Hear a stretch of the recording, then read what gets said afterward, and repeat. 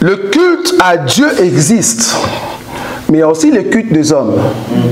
C'est-à-dire, toi-même, tu vas prendre une offrande, tu vas auprès d'un homme, tu t'agenouilles devant et tu dis, voilà, je t'offre cette offrande parce que je te considère élevé.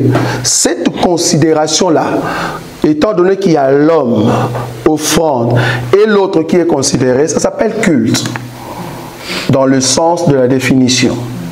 C'est-à-dire, je te rends hommage. Vous voyez les termes? Je te rends hommage. Sinon, je te mets au-dessus d'eux.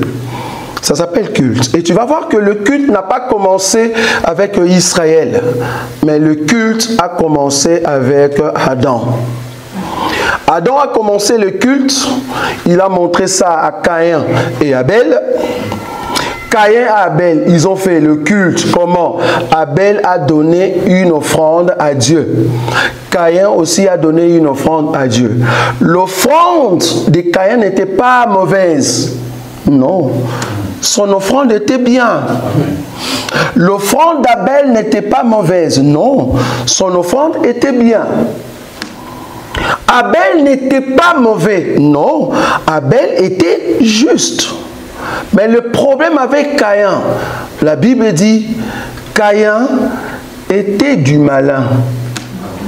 Caïn avait de mauvaises œuvres. Il a pris une offrande pour donner à Dieu, mais son cœur n'était pas bien. Mais il donne quand même une bonne offrande à qui? À Dieu. La Bible dit, Dieu n'a pas agréé cela. Qu'est-ce que je veux dire par là? Nous pouvons venir pour rendre un culte à Dieu, mais si nos cœurs ne sont pas liés avec Dieu dans sa parole, notre offrande est une abomination. C'est une abomination.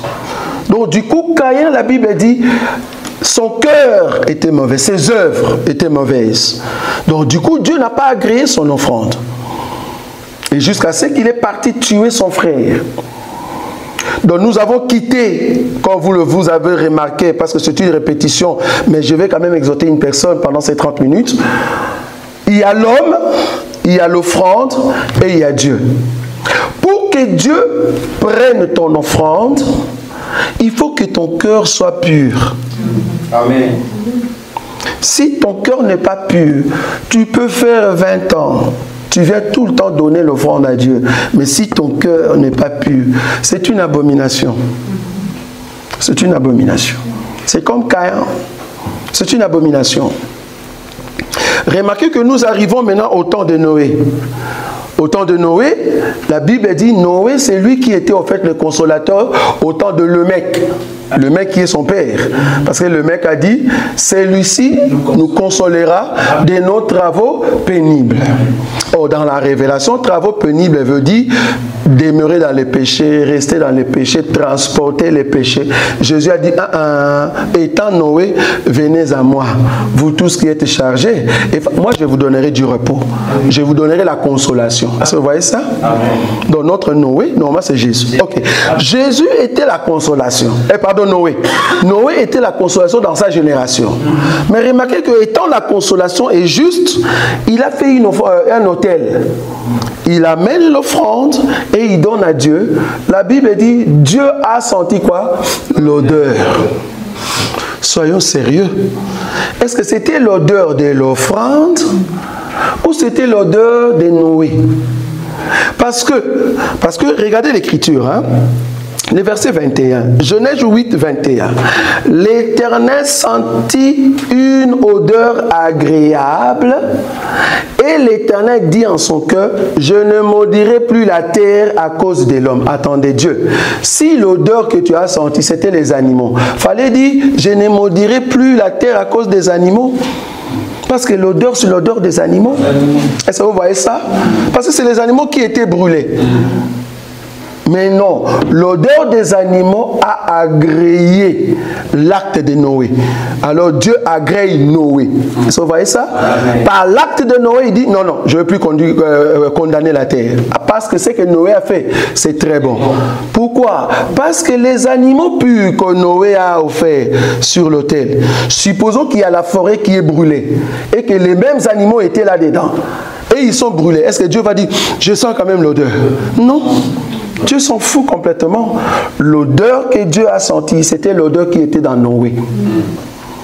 Si tu as une bonne odeur, quand je parle de l'odeur, enlevez tout ce qui est parfait, je ne suis pas là-bas. C'est Dieu. La Bible dit, là où nous allons lire tout à l'heure, que l'odeur que nous avons, c'est une odeur de mort. Pour qui? Pour ceux qui périssent.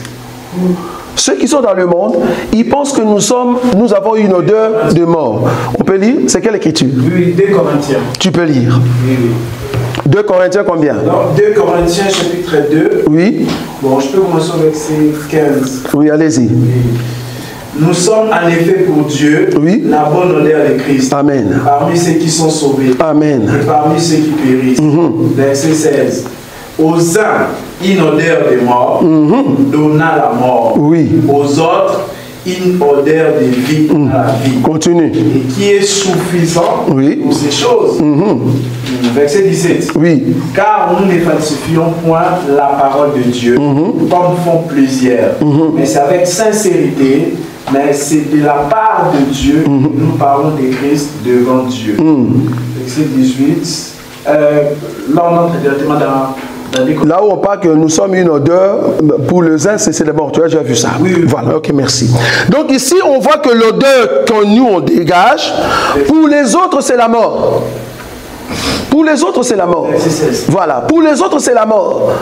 Mais pour nous qui sommes en Christ et Jésus, c'est l'odeur de la vie.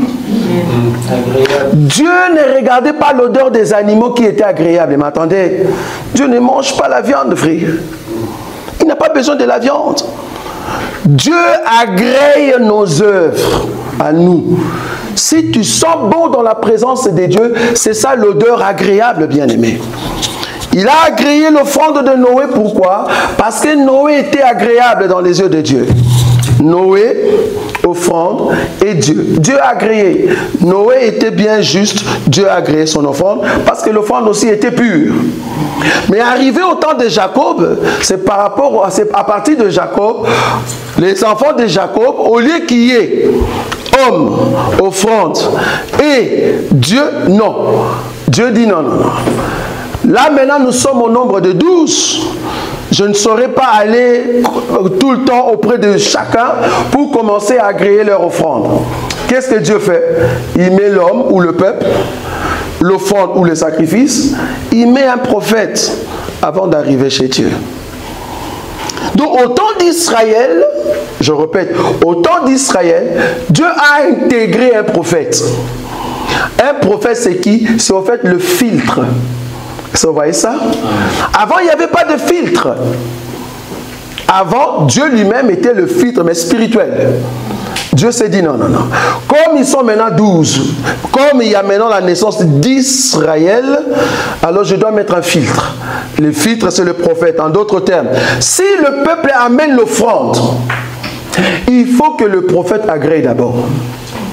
Si le prophète ne l'agrée pas, moi Dieu aussi, je ne peux pas l'agréer.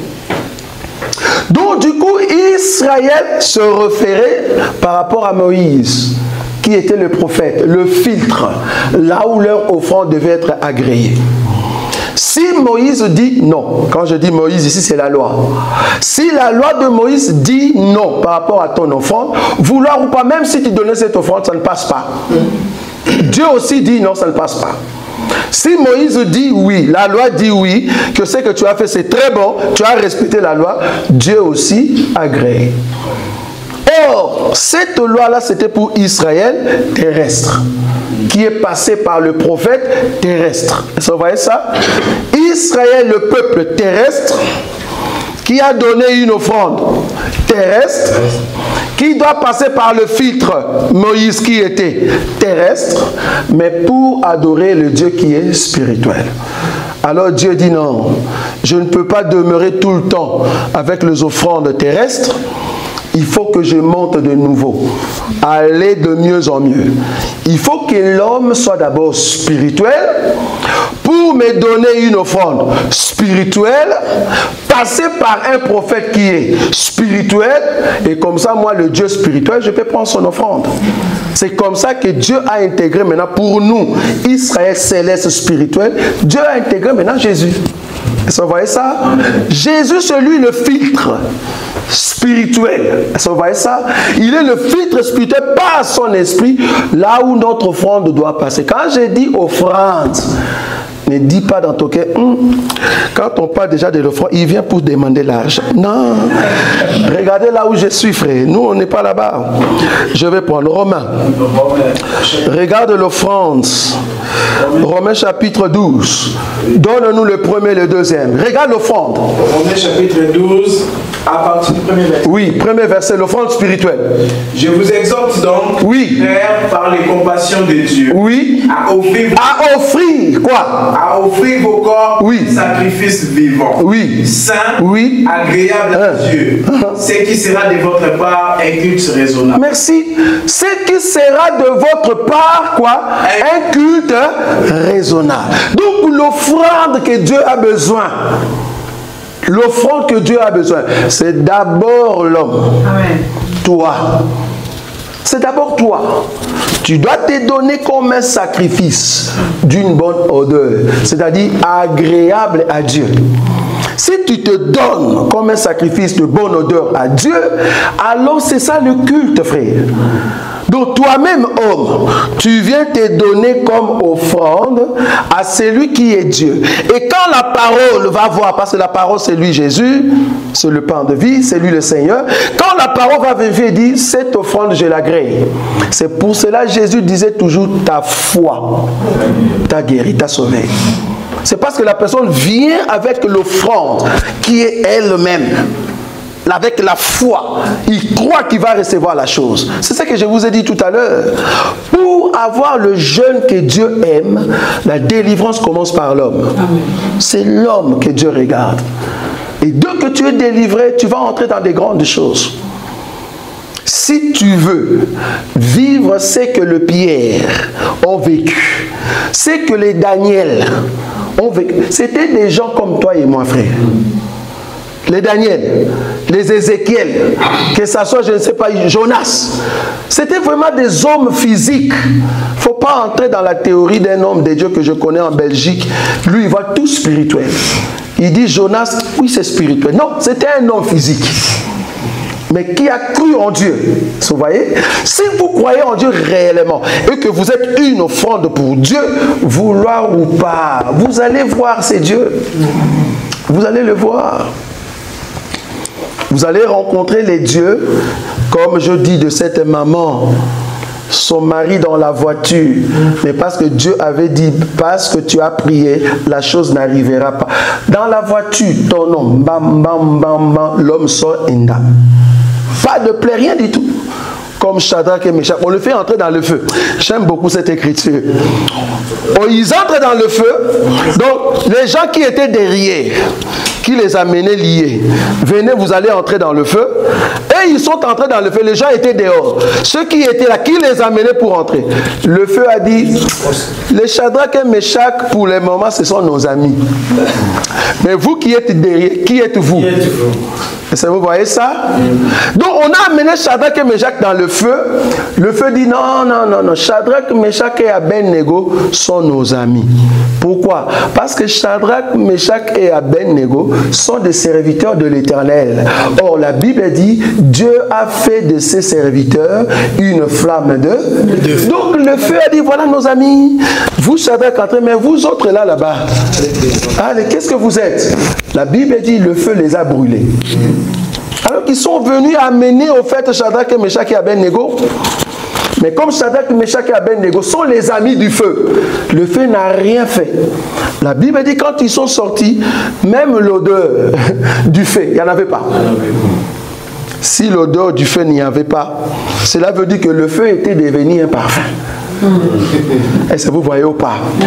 J'aimerais te dire, dans ta vie, il y a des situations qui seront en fait un parfum pour témoigner aux autres que tu as un vrai Dieu.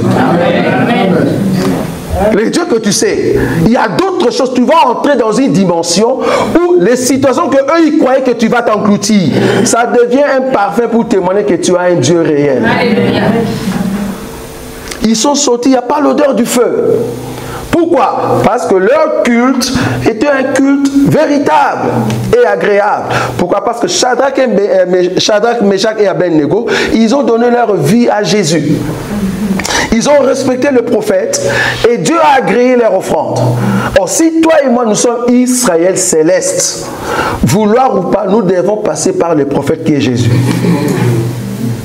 Alors, qu'est-ce que Jésus dit de toi par rapport à ce que tu vis aujourd'hui?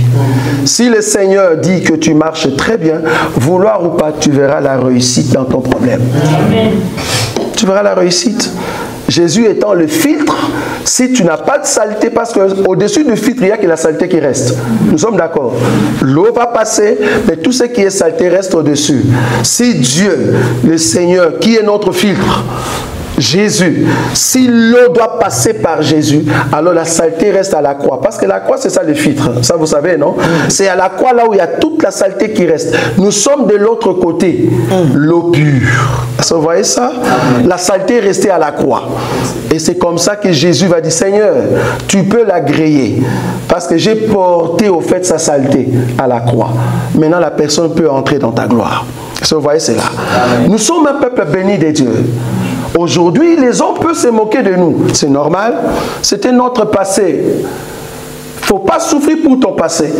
Un chrétien, c'est une personne qui ne regrette pas son passé. Non. C'était une expérience. C'était une expérience. Si tu vas dans un marché, tu dis, je vais faire des commerces. Tu es 100% convaincu. Tu arrives, tu vas gagner 5 000 € et que tu gagnes 1 500 € à la place de 5 000 €. Il ne faut pas pleurer. C'est une expérience.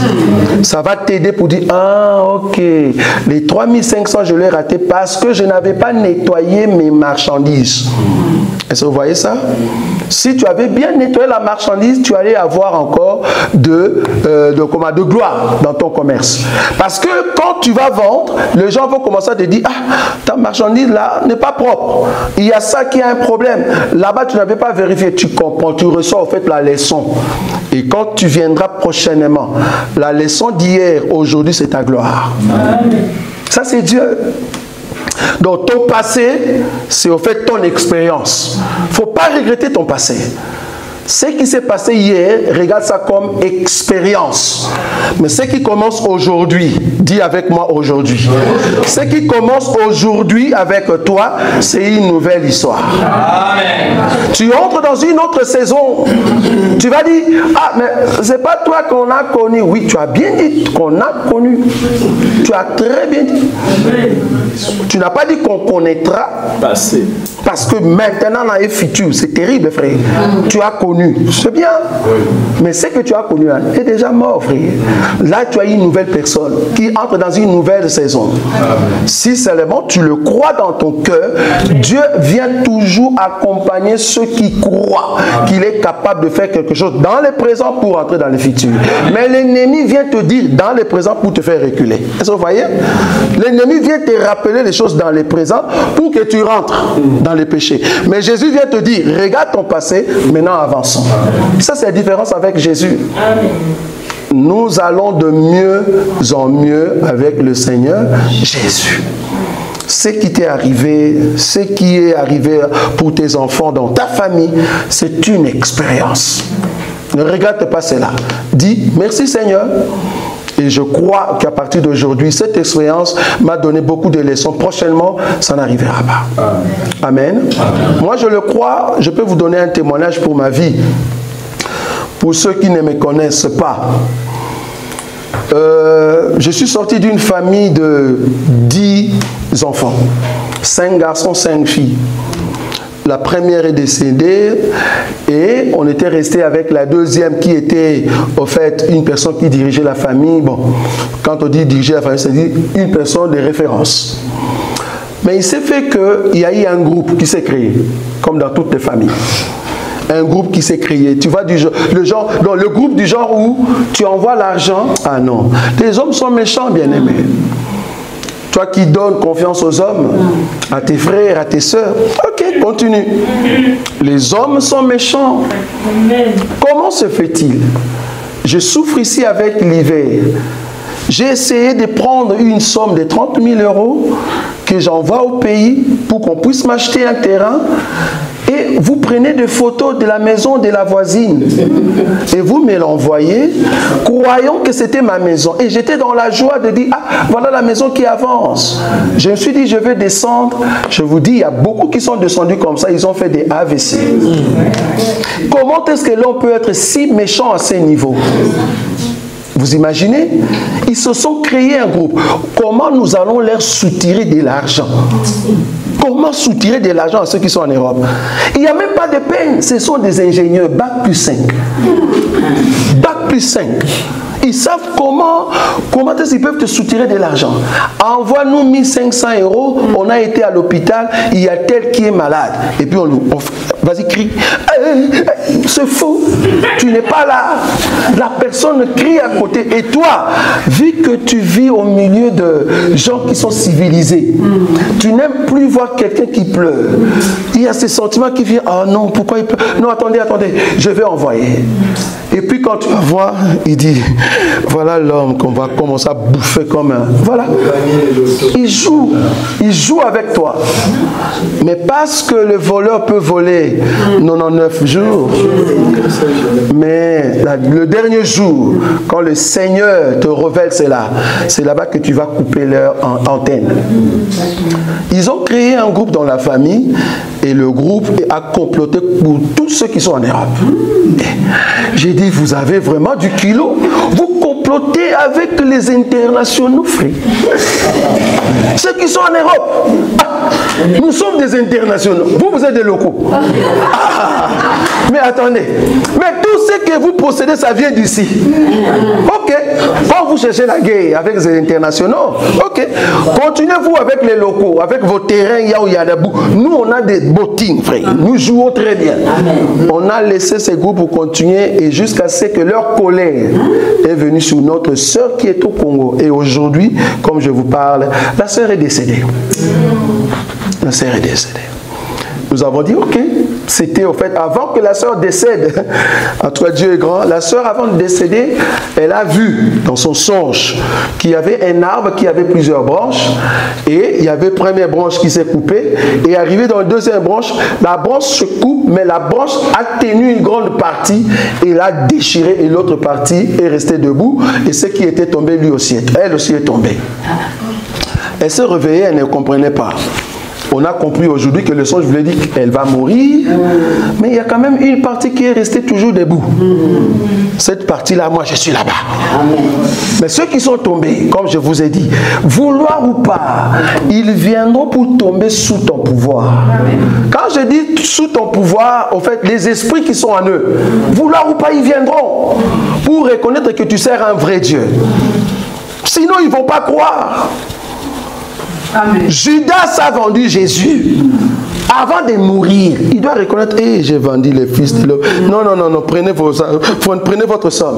Il a remis, c'est-à-dire il a reconnu qu'il a mal fait. Judas, tu ne vas pas mourir étant donné que tu ne reconnais pas ta faute. Amen. Tu dois d'abord reconnaître ta faute. Amen. Si seulement nous servons un Dieu véritable et que le culte que nous lui donnons, c'est un culte agréable, vouloir ou pas, Judas, tu viendras pour reconnaître que nous servons un grand Dieu. Amen. Si seulement tu le crois, tu dis Amen. Amen. Parce que nous avons un Dieu puissant. Amen. Amen. Donc le culte est très puissant. Et plus tu avances, tu vas comprendre que tu as un Dieu et c'est le Dieu qui t'amène dans la grandeur. Amen. Nous servons un Dieu qui est dans un culte et il veut honorer son peuple. Or, Jésus étant notre filtre, il a déjà porté tout ce qui est nos péchés, tout ce qui est nos malheurs. Amen. Donc, je n'ai plus de réclamation. L'ennemi n'a rien à réclamer en moi. Jésus a dit, le prince de ce monde arrive, mais il n'a rien à réclamer. En tout cas, comme je suis là, il n'a rien à réclamer en moi. Moi aussi, nous qui sommes en Jésus, quand je suis debout comme ça, les diables, tu n'as rien à réclamer. Et d'ailleurs, nous sommes des générations de ceux qui n'ont jamais été dans la maison d'un féticheur. Au contraire, nous sommes de la génération de ceux qui, à chaque jour, nous maltraitons les féticheurs. Amen. Nous nous maltraitons. On met mal à l'aise le démon. Donc tu n'as rien à réclamer chez moi. Donc si tu oses me toucher et que je peux dormir, c'est parce que mon papa t'a donné la permission. Sinon tu n'as pas le pouvoir sur moi. Non, tu n'as pas le pouvoir. C'est pour ça qu'il faut toujours faire attention, l'homme de Dieu. Quand tu salues une personne, tu dis shalom. Si la personne te dit shalom, fais attention. Okay. Moi, tu es mon frère. Quand je te salue, je te regarde, on se communique. Okay. Et moi, tu me salues, je dis shalom. Pourquoi tu baisses de ta tête? Il se reproche. C'est parce que les yeux reflètent l'intérieur. Il y a même les blancs qui sont partis plus loin pour dire nous pouvons détecter si tu mens rien que par les yeux. Je vous dis vérité. On peut détecter. Donc je sais voir une personne qui a un problème avec moi juste en te saluant. S'il n'y a rien du tout, mais regarde-moi, pourquoi tu ne me regardes pas? C'est parce que tu te reproches. Oh, nous sommes de ceux qui ont la tête haute comme ça. Donc je viens, je te salue parce que je sais qu'il n'y a rien à moi. Je te regarde en face. Je n'ai pas peur. Je te regarde en face. Si quelqu'un t'a volé de l'argent, viens seulement le saluer. Si tu sais ou tu soupçonnes que c'est la personne, salue. Si ce n'est pas lui, tu vas voir directement. Waouh, je sais que tu m'aimes beaucoup. Dis-lui des paroles. Bien, je sais que tu m'aimes beaucoup, tu ne peux pas me faire du mal. Et tu vas voir. Si dans son cœur, la personne se reproche, la personne n'a pas les bons cultes, tu vas voir. Si la personne est comme Caïn, attends, on va livrer. Donne-moi l'écriture. Non, non, mais c'est sérieux. On va livrer. Regarde. Genèse. Là où Caïn, regarde comment est-ce que Caïn, regarde Caïn. Genèse 4. C'est 4, hein? Oui, oui. Ok, allez-y. Genèse 4, prends-moi l'écriture ici. Voilà. Et l'Éternel dit à Caïn, pourquoi es-tu irrité? Merci, le verset 6. Oui, ah ok. Dis-moi, oui, vas-y. Qu'est-ce qui est écrit là-bas? Oui, verset 6. Oui. Et l'Éternel dit à Caïn, pourquoi es-tu irrité? Et pourquoi ton visage est-il abattu? Mais pourquoi ton visage est-il abattu? Tu as déjà tué l'autre, non? Tu es seul, non? Et puis tu marches. Pourquoi ton visage est-il abattu? Pourquoi? Toi, tu as tué celui que tu voulais, non? Tu as tué déjà Abel. Bon, pourquoi ton visage est abattu? Parce que tu croyais que ce que tu as fait, c'est bien, non? C'est ça, non? Bon, pourquoi ton visage est abattu? Si tu sais que tu n'as rien contre moi, il n'y a pas un problème. Tu ne dis pas de choses contre moi. Pourquoi ton visage est abattu? Pourquoi? Vous m'appelez à partir du Congo, vous m'appelez à partir du pays. Moi qui suis ici, vous parlez avec moi, vous rigolez. Mais le jour où je vous rencontre, votre façon de me regarder, il y a un petit souci. Pourquoi? C'est parce que tu te reproches de quelque chose. Tu te reproches de quelque chose. Amen. C'est quoi? C'est une question? Hein? En pergunta. Ok, on va voir ça. Donc c'est parce que tu te reproches de quelque chose. Tu te reproches. Pourquoi ton visage est abattu? Parce qu'en réalité, tu n'as rien fait contre moi, Dieu.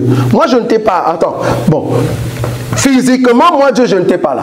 Bon. Tu as tué, soi-disant, Abel. Parce que tu ne l'aimais pas. Ok. Mais sois dans l'allégresse parce que tu as gagné, selon toi. Mais pourquoi ton cœur est abattu? Pourquoi ton visage est abattu? Pourquoi tu ne me regardes pas? C'est parce que tu te reproches de quelque chose. Bien-aimé, pour attraper un sorcier, n'allez pas dans des prières de 100 jours. Non. Si tu as l'Esprit de Dieu, salue le sorcier, tu dis, je t'aime tellement de l'amour de Dieu. Tu vas voir. Tu vas voir. N'aie pas peur. Tu vas voir si la personne t'aime ou pas. Et j'ai toujours dit, si nous avons le Saint-Esprit, nous serons comme Marie. Quand je te salue, si tu as le Saint-Esprit, l'enfant va tressaillir. Si tu n'as pas le Saint-Esprit, tu tombes comme Dagon. Tu tombes comme Dagon. Est-ce que vous avez vu? Je croyais que tu allais acclamer. Hein? Je croyais que tu allais acclamer. Si tu as le Saint-Esprit comme moi, l'enfant chez toi va tressaillir. C'est-à-dire, il y a communication spirituelle. Mais si tu n'as pas l'esprit que moi j'ai, parce que mon esprit est pouvoir et puissance, vouloir ou pas, tu seras Dagon, tu vas tomber. Tu tombes, face contre terre. Tu vois, face que c'est ça, non? Mais salut, moi, frère. Qu'est-ce que tu regardes là-bas? Tu vas tomber. Dagon. C'est parce que j'ai le pouvoir sur toi. Vous voyez ça? Si tu rends un bon culte à Dieu, vouloir ou pas bien aimé, tu vas atteindre un niveau très élevé. Amen. Nous acclamons le Seigneur.